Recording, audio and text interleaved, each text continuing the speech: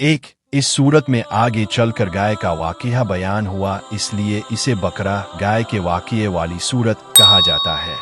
हदीस में इसकी एक ख़ास फजीलत ये भी बयान की गई है कि जिस घर में ये पढ़ी जाए इस घर से शैतान भाग जाता है। नुज़ूल के एतबार से ये मदनी दूर की इब्तिदाई सूरतों में से है, अलबत्ता इसकी बाज़ आयात मुज्तह अलविदा के मौका पर नाजिल हुई।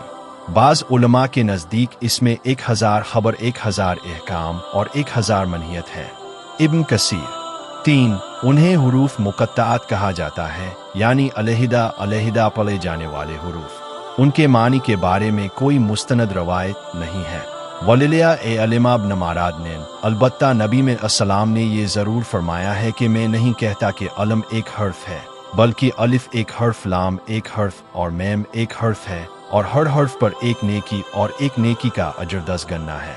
सुनन तरनदी किताब फ़ज़ाइल अल कुरान, बाब माजाक फ़ीमन कर हुरफ़ा।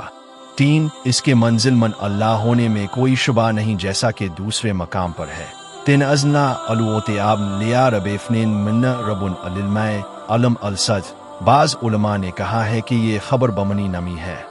इलावा अज़्मे इसमें जो वाक़यात बयान किए गए हैं, उनकी सदाकत में जो अहकाम और मसाइल बयान किए गए हैं, उनसे इंसानियत की फ़लाह और नजात वाबस्ता होने में, और जो अकायद, तौहीद और रिसालत और माद के बारे में बयान किए गए हैं, उनके बरहक होने में कोई शक नहीं।